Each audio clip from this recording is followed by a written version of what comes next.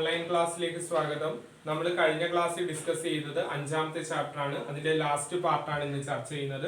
ഇന്ന് പ്രധാനമായും ചർച്ച ചെയ്യുന്നത് പ്രസിഡൻഷ്യൽ ഇലക്ഷൻ ഓഫ് 1969 1969 പ്രസിഡന്റ് തെരഞ്ഞെടുപ്പുമായി ബന്ധപ്പെട്ട കാര്യങ്ങളാണ് പറയുന്നത്. The most important issue which led to a split in Congress was the presidential election of 1969. കോൺഗ്രസിനെ പിളർപ്പിലേക്ക് നയിച്ച ഏറ്റവും പ്രധാനപ്പെട്ട ഘടകം എന്ന് പറയുന്നത് 1969 പ്രസിഡന്റ് തെരഞ്ഞെടുപ്പാണ്. At this time, the rift between Indira Gandhi and syndicate became very open.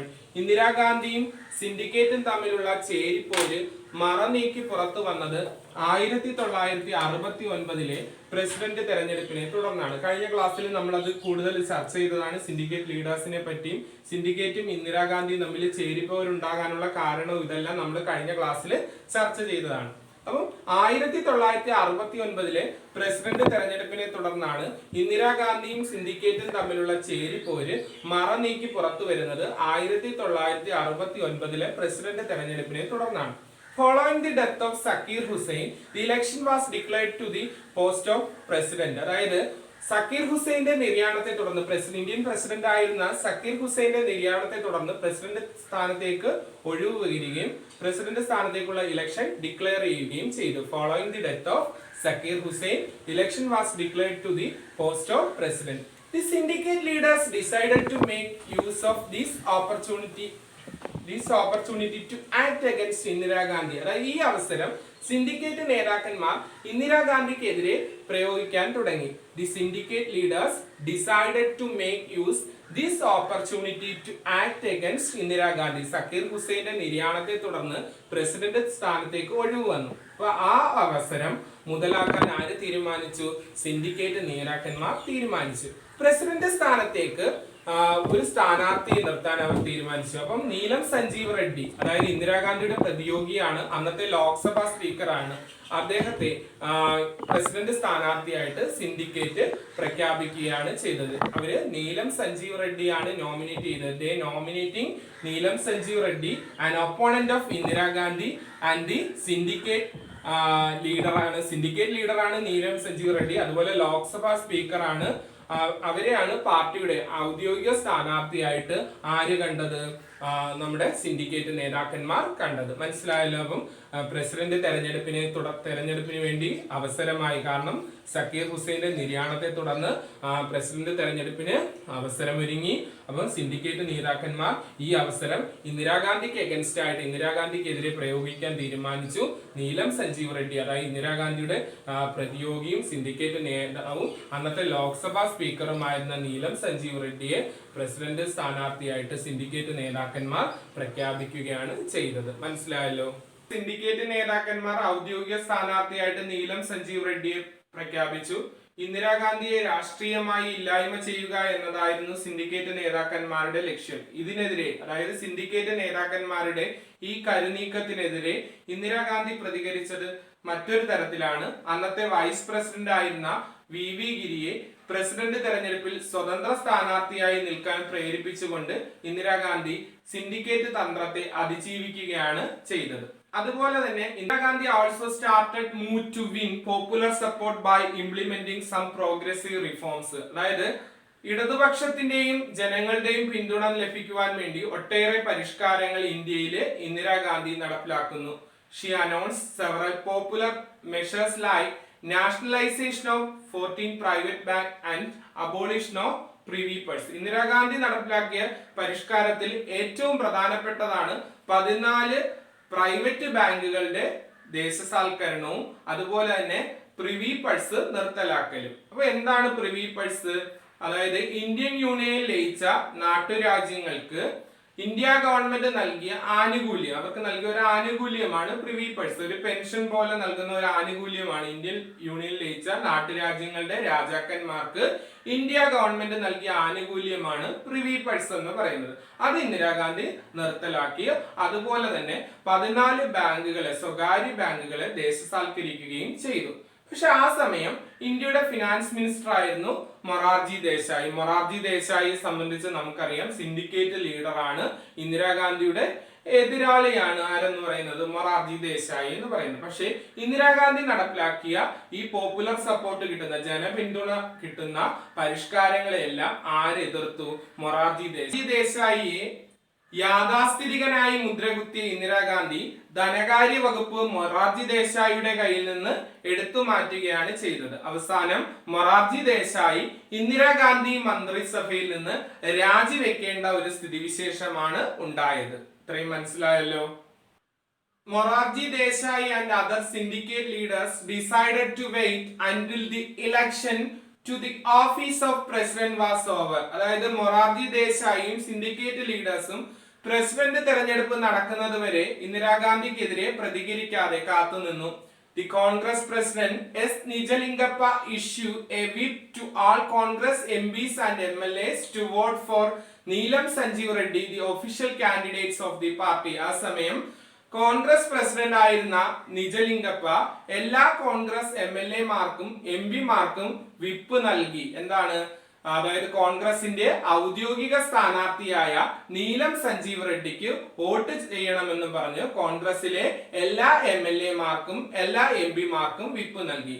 Indira Gandhi, who was only silent supporting VV Giri, now openly called for consensus vote in the president election. ഇത് ഈ നിജലിംഗപ്പ കോൺഗ്രസിലെ MLA-മാർക്കും MP-മാർക്കും whip നൽകി. ആർക്ക് vote ചെയ്യണമെന്ന് പറഞ്ഞ് നീലം സഞ്ജീവ് റെഡ്ഡി, കോൺഗ്രസിന്റെ official candidate ആയിരുന്ന നീലം Sanjeev റെഡ്ഡിക്ക് vote നൽകണമെന്നും പറഞ്ഞ് വിപ്പ് നൽകിയപ്പോൾ ഇന്ദിരാഗാന്ധി അപ്പോൾ ഇതുവരെ സൈലന്റ് ആയിട്ടായിരുന്നു ആരെ സപ്പോർട്ട് ചെയ്തിരുന്നത്? സ്വതന്ത്ര സ്ഥാനാർത്ഥിയായ VV ഗിരിയെ സപ്പോർട്ട് ചെയ്തത്. ഇന്ദിരാഗാന്ധി തന്റെ നിലപാട് വ്യക്തമാക്കി.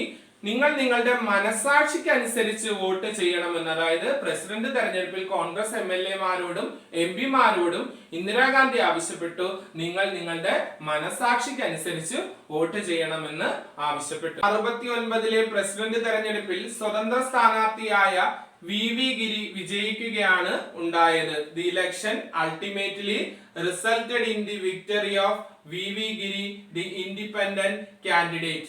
അപ്പം VV ഗിരിയുടെ വിജയവും ഒഫീഷ്യൽ സ്ഥാനാർത്ഥിയായിരുന്ന, അതായത് കോൺഗ്രസിന്റെ ഔദ്യോഗിക സ്ഥാനാർത്ഥിയായിരുന്ന നീലം സഞ്ജീവ് റെഡ്ഡിയുടെ പരാജയവും കോൺഗ്രസിന്റെ സ്പ്ലിറ്റിന് കാരണമായി.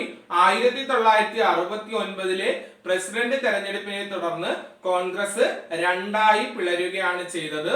ഒന്ന് കോൺഗ്രസ് ആറും മറ്റൊന്ന് കോൺഗ്രസ് ഓയും. കോൺഗ്രസ് ആർ എന്ന് വെച്ചാൽ ഇന്ദിരാഗാന്ധിയുടെ കോൺഗ്രസിനെ അറിയപ്പെട്ടതാണ് കോൺഗ്രസ് ആറ്. മറ്റൊന്ന് കോൺഗ്രസ് ഓ, അതായത് സിൻഡിക്കേറ്റ് നേതാക്കന്മാർ നേതൃത്വം നൽകുന്ന കോൺഗ്രസിനെ അറിയപ്പെട്ടതാണ് കോൺഗ്രസ് ഓ. അങ്ങനെ കോൺഗ്രസ് 1969-ലെ പ്രസിഡന്റ് തെരഞ്ഞെടുപ്പിനെ തുടർന്ന് രണ്ടായി പിരിയുകയാണ് ചെയ്തത്. മനസ്സിലായല്ലോ. 1969-ലെ പ്രസിഡന്റ് തെരഞ്ഞെടുപ്പിനെ തുടർന്ന് കോൺഗ്രസ് പാർട്ടി രണ്ടായി വിഭജിച്ചു. കോൺഗ്രസ് ആറും കോൺഗ്രസ് ഓയും. കോൺഗ്രസ് ഓ സിൻഡിക്കേറ്റ് നേതാക്കന്മാരുടെ വിഭാഗമാണ്. കോൺഗ്രസ് ആറ് ഇന്ദിരാഗാന്ധിയെ സപ്പോർട്ട് ചെയ്യുന്ന കോൺഗ്രസ് നേതാക്കന്മാരെ അറിയപ്പെട്ടത് കോൺഗ്രസ് ആർ എന്നാണ്. 68 ലോക്സഭാ മെമ്പേഴ്സ് കോൺഗ്രസ് ഓയോടൊപ്പം ചേർന്നു. അതോടുകൂടി ഇന്ദിരാഗാന്ധി ഗവൺമെന്റ് ഒരു മൈനോറിറ്റി ഗവൺമെന്റ് ആയി മാറി. ഭൂരിപക്ഷം നഷ്ടപ്പെട്ട ഒരു ഗവൺമെന്റ് ആയിട്ട് ഇന്ദിരാഗാന്ധി ഗവൺമെന്റ് മാറി. കാരണം 68 MLA-മാരുടെ സപ്പോർട്ട് ലോക്സഭയിൽ ഇല്ലാതെ. പക്ഷേ ഈ സമയം CPI-യും DMK-യും ഇന്ദിരാഗാന്ധിയുടെ നേതൃത്വത്തിലുള്ള കോൺഗ്രസ് ഗവൺമെന്റിനെ സപ്പോർട്ട് ചെയ്തതോടുകൂടി ഇന്ദിരാഗാന്ധി ഗവൺമെന്റ് ലോക്സഭയിൽ ഭൂരിപക്ഷം നിലനിർത്തി. പക്ഷേ Indira Gandhi knew that she could not continue in power for long period depending on the support of other political parties. മറ്റ് രാഷ്ട്രീയ കക്ഷിയുടെ സഹായത്തോടുകൂടി അധികാരത്തിൽ തുടരുന്നതിന് ഇന്ദിരാഗാന്ധിക്ക് താല്പര്യം ഇല്ലായിരുന്നു. അതുകൊണ്ട് ഇന്ദിരാഗാന്ധി 1970-ല് ലോക്സഭ പിരിച്ചുവിടാനും പുതിയൊരു ഇലക്ഷനെ ഫേസ് ചെയ്യാനും പുതിയൊരു തെരഞ്ഞെടുപ്പിനെ അഭിമുഖീകരിക്കുവാനും തീരുമാനിച്ചു. തന്റെ ഭൂരിപക്ഷം ലോക്സഭയിൽ തെളിയിക്കുവാൻ വേണ്ടി 1970-ല് ലോക്സഭ പിരിച്ചുവിടാനും പുതിയൊരു തെരഞ്ഞെടുപ്പിനെ അഭിമുഖീകരിക്കുവാനും ഇന്ദിരാഗാന്ധി തീരുമാനിച്ചു. The fifth general election to Lok Sabha was held in 1971 February. 1971 ഫെബ്രുവരി മാസത്തിൽ ലോകസഭയിലേക്കുള്ള അഞ്ചാമത്തെ തെരഞ്ഞെടുപ്പ് നടന്നു. The non-Congress and non-Communist party formed an alliance, that is Grand Alliance. അതായത് നോൺ കോൺഗ്രസ്, കോൺഗ്രസ് ഇതര, കമ്മ്യൂണിസ്റ്റ് ഇതര പാർട്ടികളെല്ലാം കൂടി ചേർന്ന് ഒരു സഖ്യം രൂപപ്പെടുത്തി. അതിനെ മഹാസഖ്യം എന്നറിയപ്പെട്ടു. ഈ മഹാസഖ്യത്തിൽപ്പെട്ട രാഷ്ട്രീയ പാർട്ടികൾ ഏതെല്ലാമായിരുന്നു എന്ന് ചോദിച്ചാൽ SSP, PSP, ഭാരതീയ ജനസംഘ്, സ്വതന്ത്ര പാർട്ടി, കോൺഗ്രസോ. SSP, PSP, ഭാരതീയ ജനസംഘം, സ്വതന്ത്ര പാർട്ടി, കോൺഗ്രസോ ഇവയെല്ലാം കൂടി ചേർന്ന് ഒരു പുതിയ സഖ്യം, കോൺഗ്രസിനെതിരെ അല്ലെങ്കിൽ കമ്മ്യൂണിസ്റ്റ് പാർട്ടിക്കെതിരെ ഒരു പുതിയ സഖ്യം രൂപീകരിച്ചു.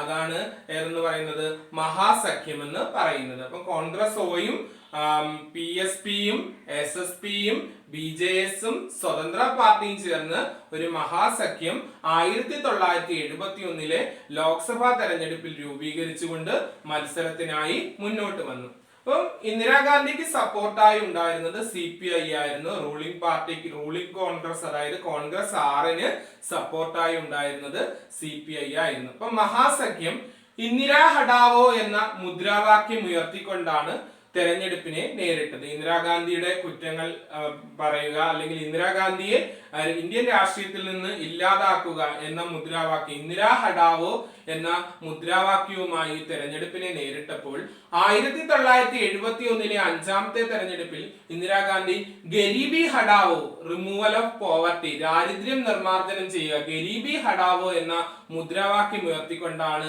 1971 തെരഞ്ഞെടുപ്പിൽ ഇന്ദിരാഗാന്ധി ജനങ്ങളെ നേരിട്ടത്. അപ്പം പ്രതിപക്ഷം അല്ലെങ്കിൽ മഹാസഖ്യം ഇന്ദിരാ ഹഠാവോ എന്ന മുദ്രാവാക്യം ഉയർത്തിക്കൊണ്ട് 1971 തെരഞ്ഞെടുപ്പിനെ നേരിട്ടപ്പോൾ ഇന്ദിരാഗാന്ധി ആകട്ടെ ഗരീബി ഹഠാവോ എന്ന മുദ്രാവാക്യം ഉയർത്തിക്കൊണ്ടാണ് 1971 തെരഞ്ഞെടുപ്പിനെ നേരിട്ടത്. എപ്പോഴും പരീക്ഷയ്ക്ക് ചോദിക്കുന്ന ഒരു ക്വസ്റ്റ്യൻ ആണ്, ഗരീബി ഹഠാവോ എന്ന സ്ലോഗൻ ആരുടേതാണ്?